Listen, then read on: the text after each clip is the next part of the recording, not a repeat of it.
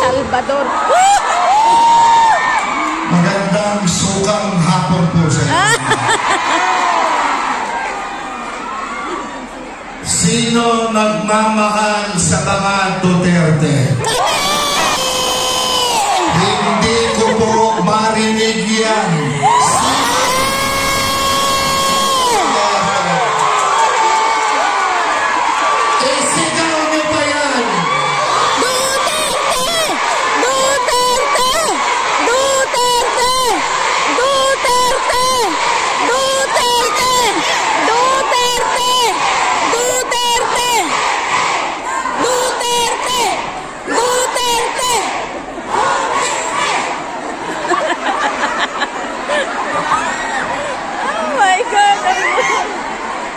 Kamusta po kayong lahat sa maghapon? Okay naman po! Awang-awa po ako dun sa ating mga kababayang hindi nakapasok.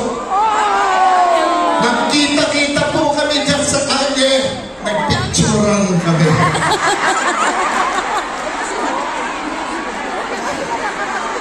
Sabi po nila, hindi bali daw na hindi sila nakapasok. Ang importante, marami sa inyo ang nakapasok ngayon.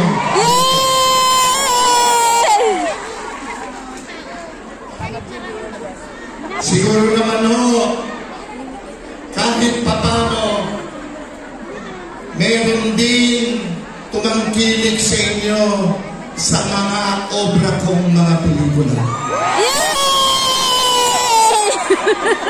Nakakataba po ng puso. Alam niyo po ba na hindi na po kayo mabubura sa aklat ng aking buhay bilang artista. Lagi sa amin yan eh. Taga Ermita kasi ako. Ermita, Mabini. Lagi yan nagsushooting doon. Kayo po ang gumawa sa aking superstar. Yes! Kayo po ang gumawa sa aking box office king. Kayo po ang nagpanalo sa akin ng 27 beses na best actor. Yan po, hindi ko na makakalimutan. At ngayon, dito sa Hong Kong, pagkakataon ko na to, maraming salamat po sa inyo.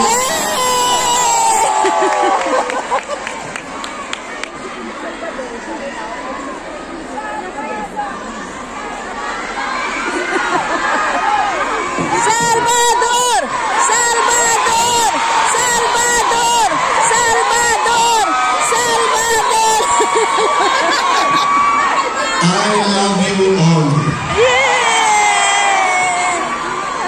Cute! Ngayon po, ako'y nagbubukas ng aking pangalawang aklat ng buhay. Pero hindi po bilang artista. Hindi na artista. Politika na. Aklat ng buhay ko po. Bawal daw pong mangampal ngayon. Aklat ng buhay ko po na ang titulo, My Last Hurrah. Ako po, ang panganay sa aming lahat. I am 71 years old.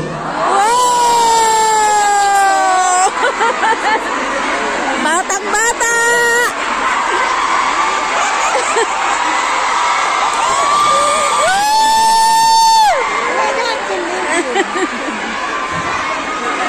I am 71 and turning 72 this Hindi mo August. lang tumitingin si Julia. 71? Hindi ko sure. 71 ano? Noon po, ilang kilig nyo ang aking mga obra. Ngayon po, Hindi ko sure. ako'y umaabot muli sa inyo. Hindi bilang artista. Sino? Di, si Binti. Kung hindi, Si Binti na yung may kit. Oh? Si Philip Salvador. 71? kung hindi, Hindi ko siya 71. hindi. Kayo po ang nagsabi niyan. Ay, 72 na pala siya. Una po, sa akin yan po kasi yan. 71 siya, mag-72 na August. Gusto ko pong ipagpatuloy ang naiwanang laban ng pinakamagaling na presidente ng Pilipinas, Rodrigo Roa Duterte. Labanan ng korupsyon, kriminalidad at nagsalot na drogang yan. Nais ko pong manumbalik ang tiwala ng mga Pilipino na makakauwi ang inyong mga anak, ang inyong mga kapatid na hindi makikidnap, hindi magagahasa, hindi mapapatay. Yes! Kailangan po labanan yan. Kung narinig niyo po siguro kanina, si Atty. Torion, yan din po ang isa sa advokasya ng ating butihing pastor, Apollo Quebuloy. Pangalawa, trabaho po para sa mga Pilipino. Si whistleblower.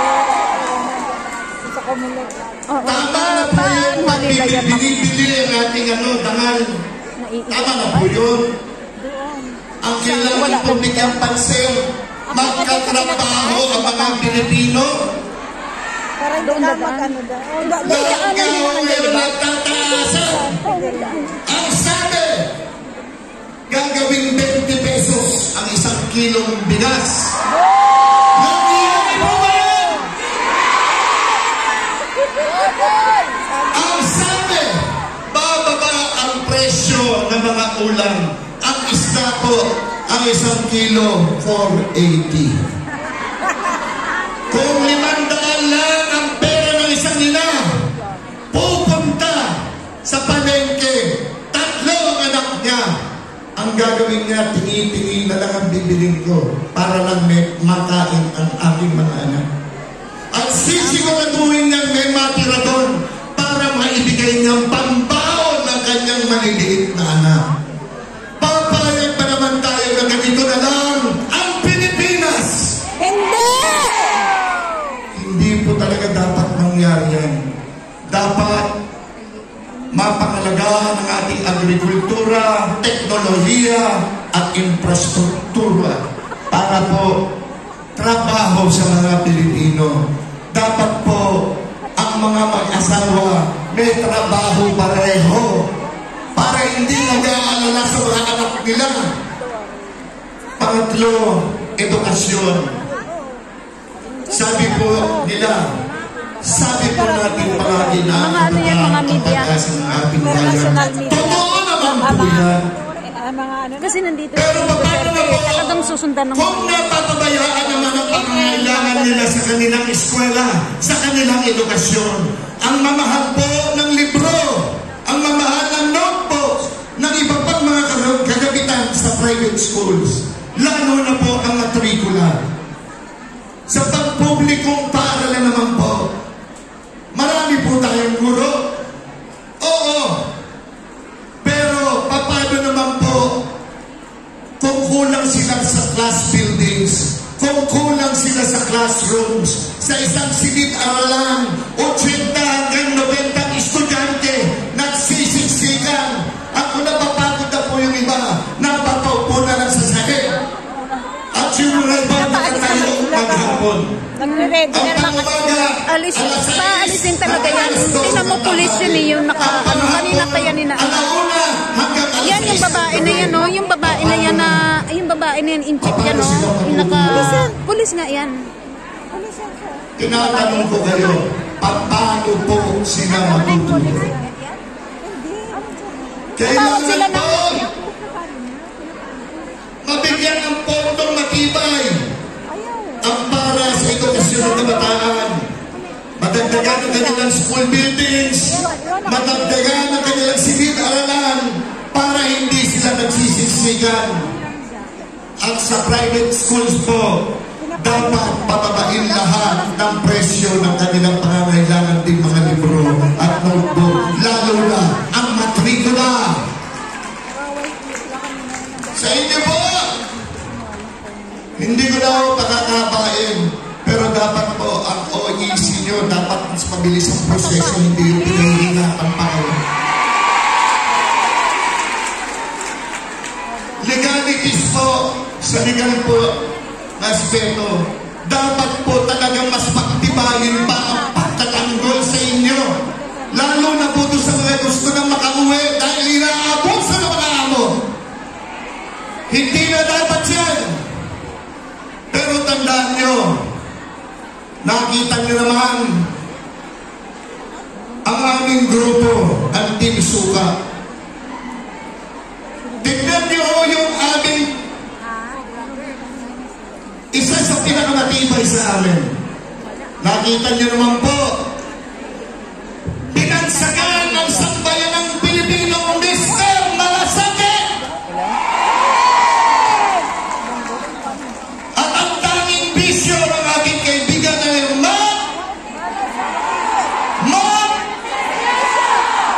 totoo po yan. Yan, kasi paalisin talaga yan sila kasi hindi pwede yung nakita ko po kung yan edad. 6 na taon na po kami nagsasama sa pag-ikot para lang po makapagbigay ng tulong. Kaya national media yung mga yan. Hindi pwede. May eleksyon na wala. Makikita nyo ang taon international nito. media pinalis sila. Bakit ko alam? Kasama niya po ako. Kahit sa sulok kayo ng Pilipinas, kahit sa kaduluduluhan ng Pilipinas, tandaan ninyo. Si Bongo, makikita nyo.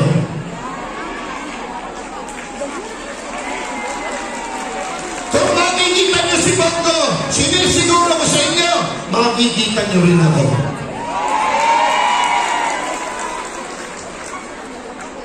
Meron nung kaming isa pang kasama na matatag din po sa Senado. Itagaan nyo sa bato, hindi kayo iiwanan ng shining head armor natin. Sino siya? Sino siya? Bongo! At siyempre, yung pinakabata sa akin, kanina kinantahan kayo. Jimmy Bundok. 3 kayong kinanta niya. Ramdam niyo ba ang pagmamahal sa inyo ni Atty. Jimmy Bundok? Yes! Naramdaman niyo ba ang kanta niya para sa lahat ng mamamayang Pilipino? Pagmamahal sa ating Pangulong Duterte at pagmamahal sa inyong lahat. Ayun na naman sila. Atty. Jimmy Bundok, Talaga siya aalis. Ayun. kasunod po yung representante ng Western Visayas, si Atty. J.B. Hinlo. Natinig niya naman si Atty. Yvette kontakto kanina. Tama po ba ako? Gusto ko lamang hong maalala niyo kami lahat kasi baka maghuli na tayo mamaya. Ma'am Lorraine, hello May ma'am. ginawa siya. Mabuhay ka. Ma'am Astra, mabuhay ka. Baka makalimutan nyo na kami. Ma'am Gemma, I love you. Kamasoto, I love Kinuha you. yung ano nila, kinuha yung parang sinasaksak sa camera nila. Kaya tingnan, hindi kasi... Pinadelete siguro, di Oo. pinadelete. Oo. Pinadelete.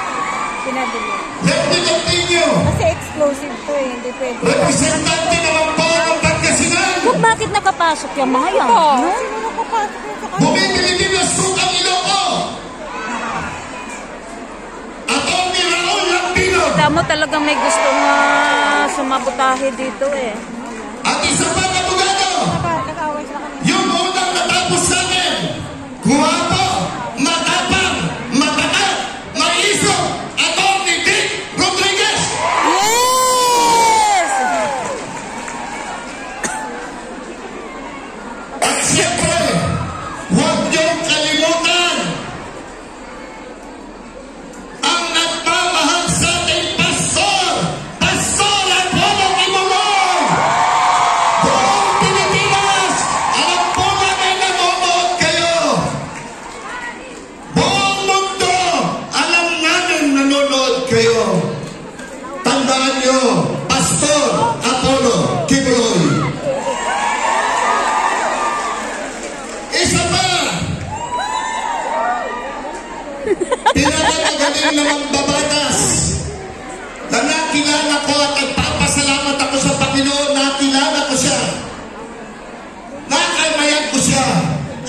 naging kaibigan ko siya.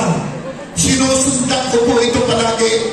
Si Bato de Every la time Rosa. is in Congress at magsasalita yan, alam ko magsasalita, nandyan na ako sa TV nakapanood sa kanya. Lalo na po, nung ipinaglaban niya at pinaglalaban pa rin niya ang ating VP Inday Sara Duterte. Si Marcoleta. Sino siya? Marcoleta! Sino siya? Marcoleta! Opo, totoo po yan. At ipaglalaban lang po niya ang tama. Yan po ang isang mahusay na taong kilala ko. I thank the Lord. Kaibigan ko rin siya. At kaibigan ng buong sambayanang Pilipino. Palakpakan niyo. Buti na paalis nila, no? Kasi yung inchi kanina, Ginagawa hindi nila. talaga mag-alis eh. Manlalambong, Police na yun eh. Okay. mga walang kwentang tao, ang mga Duterte. Pinagtutulungan nila, ginagawa nila ang lahat Nakakatakot na sa labas sila para lamang magdalo, no? maibagsak Kasi ang hindi mga natin Duterte. alam na yan, may mga sniper sila.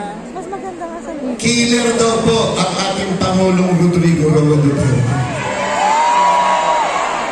Magnanakaw daw po si Congressman Pulong Duterte. Magnanakaw daw po si Mayor Baste Duterte. Magnanakaw daw po, nagnakaw daw po ang ating mahal na VP Inday Sara Duterte. Buwan sa akin at ang 32 million na nagpapakal kay Inday Sara, walang magnanakaw na Duterte. Yes! Sabay-sabay, walang magnanakaw na Duterte. Magnanakaw na Duterte! Ikaw na yan. Walang magnanakaw na Duterte! Ako po si Philip Salvador. Hindi abogado, hindi doktor, hindi engineer. Ako isang artista, Pilipino, na nagmamahal sa sambayanan